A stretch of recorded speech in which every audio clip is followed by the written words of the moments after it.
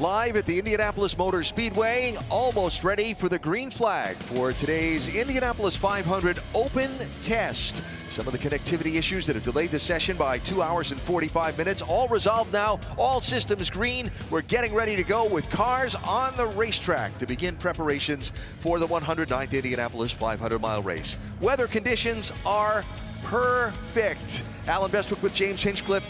Underscore perfect weather for this. And it's so rare during the April Open Test. We have this kind of weather. All the teams, all the drivers so excited to get out there. Usually it's gloomy, it's chilly, it's often raining during these 2 days. But right now we've got some conditions that are fairly representative of what they're going to see when we come back here for practice week at the beginning of May. So this is a prime opportunity for everybody to really start dialing in their programs for the 500. Now, there's a new set of colors to a very familiar driver, Helio Castroneves.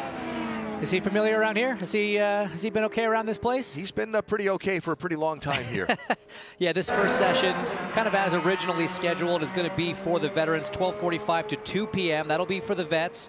And then at 2 to 4, we're going to switch over to the rookie orientation and the refresher course practice. That's for drivers who are only doing the month of May, only doing the 500, or those who are doing it for the first time. And then we'll have an all-skate, all cars eligible from 4 p.m. to 7 p.m. Extended the hours a little bit to make up for some of the lost time as we watch Helio, four-time winner here at the Speedway, slowly get up to speed in the number 06. So this is a brand new car for Castroneves, and he says a different setup than they've run here the last few years.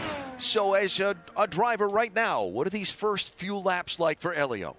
It's really just trying to feel the car out. I mean, you can have the same group of people build the same race car in the same shop with the same tools, the same resources, but every car feels a little bit different. And especially if it's a brand new build, you want to go out there, you need to run some laps on it to let certain things in the car kind of settle. You know, there's a bit of a breaking in phase with a brand new machine. So for Helio right now, it's, you know, build up to it slowly and make sure it's not doing anything weird, that it feels like what he's used to feeling. And there's nothing big to report back to the team. Racetrack. Speaking of getting people's attention, Josef Newgarden got a lot of people's attention. Turn 3 last lap a year ago. I got to tell you, man, the run that this guy has been on, this team has been on at this track the last few years, I mean, just incredible. That very unique situation back in 2023 with a red flag led to a out of the pits, straight to a green-white finish, a one-lap shootout against Marcus Ericsson. Last lap pass there for the win. Then you fast forward, couldn't have been more different. A one-lap sprint to the end in 23, 24. The last entire stint was green. Stint and a half, I think, was green. Yeah, 46 laps. Yeah, 4, 5, 6 drivers all mixing it up at the front. Ultimately, it came down to that shootout between him and Padua Ward. And what a battle. I mean, that was one of the best races I think we've seen here at the Speedway in a long, long time. And Josef came out on top to become the most recent back-to-back winner of the Indy 500. Over 20 years since Castroneves did it back in 01 and 02 for his first and second of his 4. So 6 drivers have won back-to-back 500s, but no one has ever won 3 straight. And that is the opportunity to make more history that lies ahead of Josef Newgarden in this year's 500. By virtue of winning a year ago, that car is elsewhere this year, and this is a brand new race car for Josef and Team Penske. There is a car off the pace, and 24, that's Jack Harvey's machine. We saw him, Josef Newgarden came up on him there in the middle of turn 1 and 2, and we saw him cut down to the apron. I was wondering if there was an issue there, and he has ground to a halt. No power on that 24 machine for Jack Harvey, so the yellow flag is out. And see a little bit of smoke coming out of the back of the machine. I'm not sure if that's just the exhaust. You know, everything being new, sometimes there's some residual oils that burn off and give a little bit of that, or if it's more of a serious situation.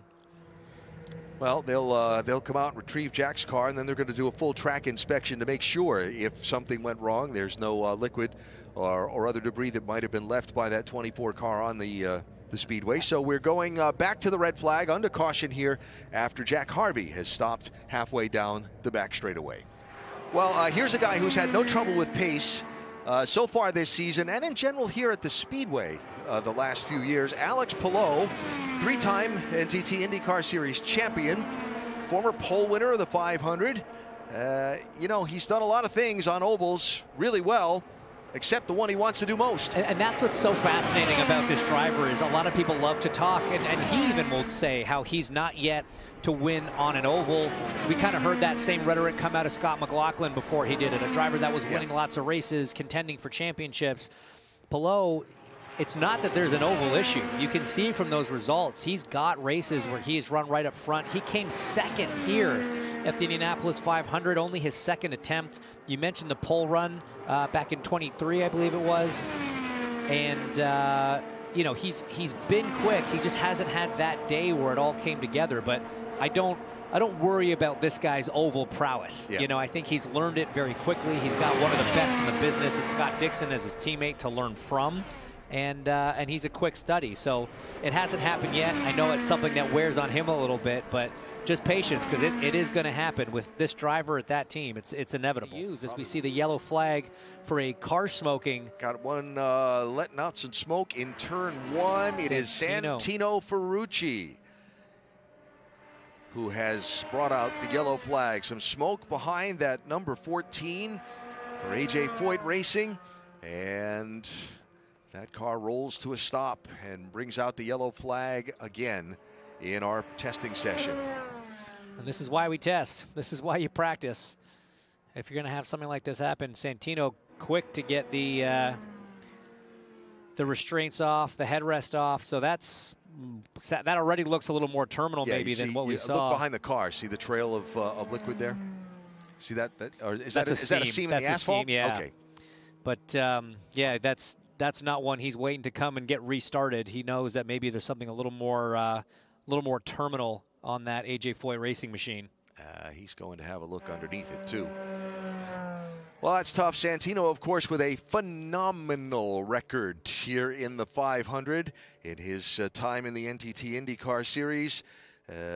Finished in the top 10 in his first 6 500 starts. Finished every possible lap. First driver ever to do that.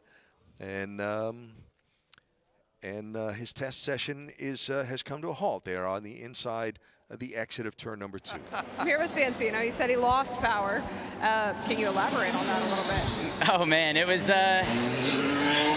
definitely a little scary to lose it going into one. So I was shaking a little bit because when something goes wrong on the speedway in the car, it's never a fun thing for a driver. But no, back to the garage, just figure out what happened and get back out here for this afternoon session. So there's Connor Daly. Or 76, rather. Yeah, 76. Right. Noblesville, Indiana driver, looking, by the way, to be in his 12th Indianapolis 500-mile race. Another guy who's always moving forward in the race. Yes.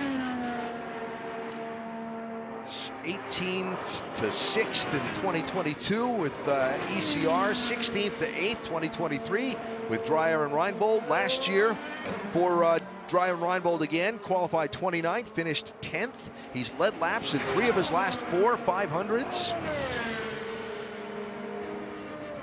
And always fascinating to see what will happen with Connor. And what's so cool about when Connor's running up front here at the Speedway, this is born and bred Hoosier. This is a Noblesville kid. Yep. He is a fan favorite here. He's a crowd favorite. And every time Connor Daly takes the lead at the Indy 500, the crowd absolutely erupts. It is so, it doesn't matter if it's 30 laps into the race. You would think it was a cheer for the pass for the lead with 5 to go. And it's incredible to see that kind of support for this driver. He's had to fight and claw, you know, to keep his name on the side of a race car, and he's never give up. There's no quit in that kid, and it's great to see him back at the Speedway for another year. We have a replay here. Armstrong trying to decide how much he wants to defend. Dixon trying to decide if he's got enough momentum to do it. And you saw as soon as he pulled out, Armstrong dropped the throttle. Wasn't going to try to fight it. Wasn't going to try to start putting cars too wide at this stage of proceedings, and slotted in nicely behind his countryman there. I want to see if Dixon pulls up behind Armstrong and keeps going here. Yeah. So again, the Meyer Shank team that Marcus Armstrong drives for, right, with engineering assistance or support program this year with Chip Ganassi Racing. So these are team cars in essence. And the checkered flag waving here from atop the starter stand, bringing this initial of our open test sessions today to a close. Thank you. The track is green for the rookie orientation and refresher session. And the drivers already taking to the racetrack, 6 of them have been out. There is, it seems kind of weird to say, but 2-time Indianapolis 500-mile race winner Takuma Sato doing a refresher. I'm sure there's a logical reason to why he is doing it, but Elio didn't have to do it. I'm not sure if Elio ran the test here, the hybrid test in October, and did his refresher then. There you go. So that's why he's not out here, and he was able to go with the veterans, as Takuma Sato, very much a veteran of this racetrack, a veteran with 2 heads on two baby boards, yeah. Yeah. So the rookie orientation program in 3 phases by way of refreshing. Phase 1, 10 laps, 205 to 210. The second phase, 15 laps, 210 to 215. The third phase, 15 laps at 215 or better. They don't have to be consecutive laps. And the refresher is the second and third parts of that orientation program as Sato goes underneath Louis Foster. As we see Kyle Larson as well, a returning driver doing the refresher course. 2:14.1, the quickest for him so far, so he's right up there as well. So Larson, the 32-year-old California native, driving the HendrickCars.com Chevy-powered machine for Arrow McLaren with Hendrick Motorsports. Second 500, last year qualified middle of row number 2, and wound up finishing in 18th after that pit speeding penalty late in the race. Kyle learning that it's got to be perfect all day. And, you know, as we see Kyle Larson back in pit lane, so only 17 laps turned for Kyle, about half the amount as anyone else, even the second lowest number of laps. So something not going quite as smoothly on the 17 machine as the rest of the group. Yeah, you wonder if they're chasing something. They must be, because he just left his pit box and came straight back in. So that's, you know, that's telling me it's not a handling thing. It's not necessarily something that Kyle's uncomfortable with. It seems more like there might be something operationally not right with that car, mechanically not right with that car. So Robert Schwartzman has just completed the second of the 3 phases in the rookie orientation program. So the phase 3 for Schwartzman open to him now to continue on, which will be 15 laps at 2:15 or better to wrap up the whole rookie orientation. But again, having completed phases 1 and 2, he would be eligible, even if he can't finish up here, to run the practice later this afternoon. And that's what's going to be important for Kyle Larson. He still has not yet completed phase 2. Once he does that, he can finish phase 3 in the all skate this afternoon. But if he does not get those 15 laps between 2:10 and 2:15 in, he will not be eligible to participate in that session. We'll have to finish those laps at another designated time. Yeah, I just got a chance to catch up with Larson, who's out of the car right now. He said the engine was stumbling a little bit, and they're trying to figure out what's going on with that, but also communication between the teams and the computers, not necessarily where they want it to be. As we know here, everything needs to be perfect here at the Indianapolis Motor Speedway, and right now they're just not able to communicate with each other how they would like to. All day been battling those communication issues, and they just want to pinpoint that before Larson gets back out in the car. Totally fair. I mean, you got to have everything kind of working seamlessly. You got to remember, this is obviously a car that's been added to this program for the month of May, so everything is new. That's a new timing stand, new computers. It's a car that hasn't been running all season like the rest of them, so it's not necessarily uncommon to have some of these small gremlins. And you see the team there kind of going to work on the number 17 machine to try to address some of those issues. Again, we still have over 45 minutes. There's still plenty of time for Kyle to get these laps logged. It is better to make sure that everything is operating as it needs to be before you send them back out at these speeds. So there are the 8 drivers who just finished the refresher and rookie orientation session, with Takuma Sato turning the fastest lap of them at 2:22.437. So getting things set now, quick track inspection and a reset of things for the full practice, setting set to go for 3 hours time. The green flag will wave again at the Indianapolis Motor Speedway in just a few minutes. Newgarden, Rasmussen, Rossi, first 3 in that group. Rossi up in P6 at the moment, 2:22.692. Obviously, these are all toe laps that we're seeing these big times for, but it's less about the speed. What I'm looking for is how closely are these cars able to follow in the corners? How well are guys able to time their passes? These are the kinds of things that by the time we get to carb day, you are dialed in how to time the pass. You know, at that point, you've maximized your car balance. You've done everything you can. Now you have that added element of the hybrid, like you say, but just taking a look at how close is Rasmussen running to Newgarden? How close is Rossi running to Rasmussen? Then you got Herta chasing the whole field, trying to get a nice big draft off 4 cars in front. And Graham Rahal, the other car in that group.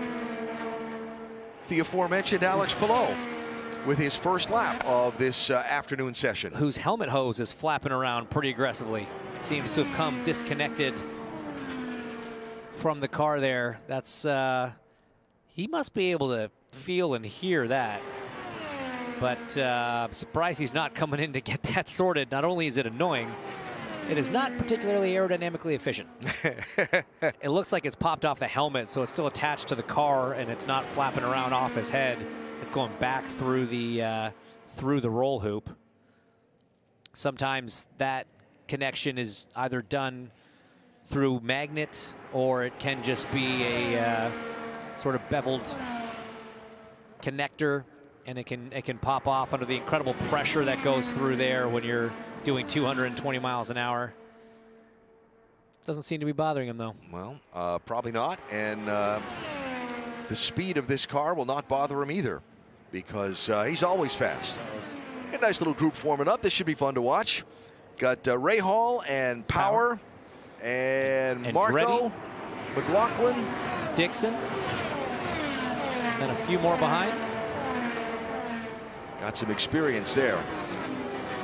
It's happy hour, guys. I think it might be official. The sun is starting to set. A little over an hour and a half left. This is when things start to get a little spicy at the Speedway. It is after 5 o'clock, so with a normal practice during 500 prep week, where 5 to 6 p.m. is happy hour. It's 5 o'clock right here. I imagine that the hill in turn 2 is nicely full, and hopefully they are being nicely thirst quenched with a nice beverage. And entertained. And entertained by the on-track action as we see Power go down behind McLaughlin. Dixon stays in line, but this is much closer to the gapping that you see once we're to race running. You notice how much closer they're running than when we first started this afternoon session with those Andretti cars 15, 20 car lengths apart. Now you're looking at 4 or 5, Dixon even 2 off of the gearbox of Power. Is that a building up to? Making sure your car, all right, when you're that 5, 10 car lengths back, making sure it's going to stick the way you want it to. And absolutely. Okay, absolutely. I mean, look, you could probably go out on lap 1 or 2 and ride a guy's, gearbox 5 car lengths back, and maybe it'll hold. But if it doesn't, you're going to feel pretty silly. But hope is not a good strategy. So, yeah. And how about for David Malukas? Remember, he missed the 500 a year ago, recovering from that wrist injury. So a chance to get back at it here at full speed at the Speedway and with this team. Yeah, it's huge for a guy like David. I mean, it sucks. It doesn't matter what the reason is. Yeah. It sucks any year to miss the 500 when you're in the middle of your career. David's still a young driver, more races in front of him than behind, certainly. And very excited to be back here. First time on an oval in a competitive situation with AJ Foyt, first race they'll do on an oval together here. And he was quite sporty on the ovals when he was running with Dale Coyne Racing. Yeah. He had some very impressive performances as a rookie, just barely missed getting into the final part of qualifying. It was his then teammate Takuma Sato that bumped him out at the last minute, but had a very mature approach to the Indy 500 for a young guy. So he's just got the 2 starts. 22 and 23, both with Dale Coyne Racing, back here for 2025 with AJ Foyt Racing, a team that's had its own evolution over the course of the off season. Drivers working through their programs. 8 sets of tires were available for all the veterans The rookies and refresh course drivers got extra sets that could only be used in that window. So 8 sets split over the 2 days. But remember, with the boost tomorrow morning and the qualifying sims, you're going to need to lean on a couple new sets first thing tomorrow.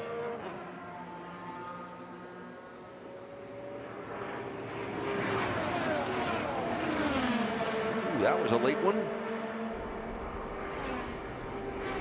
Is that Raz? That was Rossi.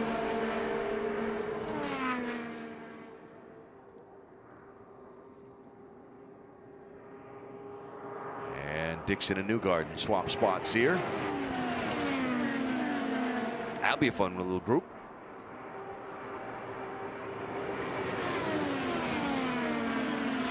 There's Rinus VK, who basically did an install lap and a leak check earlier today, but is now just climbing into his race car with just over an hour to go in the opening day of testing.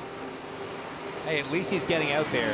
I mean, I'd rather have some kind of running today to troubleshoot and debug anything that might be an issue, so that way, because you know, when they start tomorrow, they can get right to it. You got to remember, we're starting tomorrow on the high boost. Yes.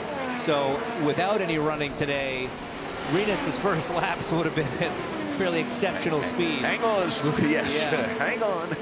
And so this is very helpful. I mean, an hour compared to what everyone else has had, not a lot of running at the end of the day, but still better than nothing. Good effort from the DCR mechanics to get them back out to pit lane.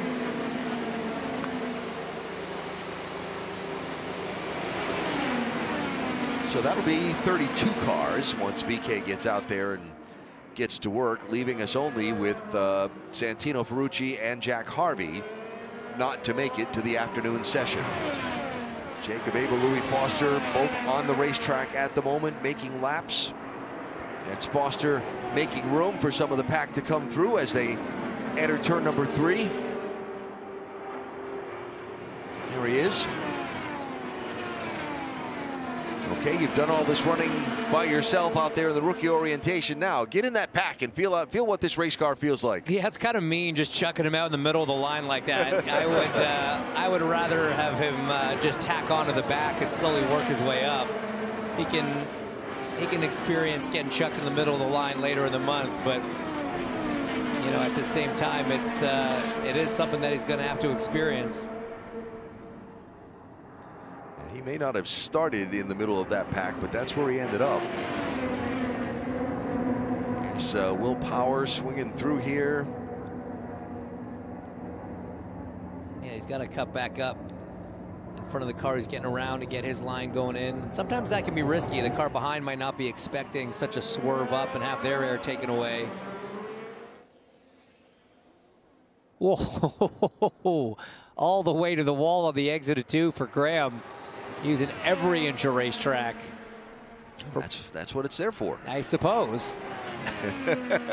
For being out front by yourself. Whoa, he caught the wall there, didn't he? It looks like it. Yeah. Oh no. Hold on to it, Graham.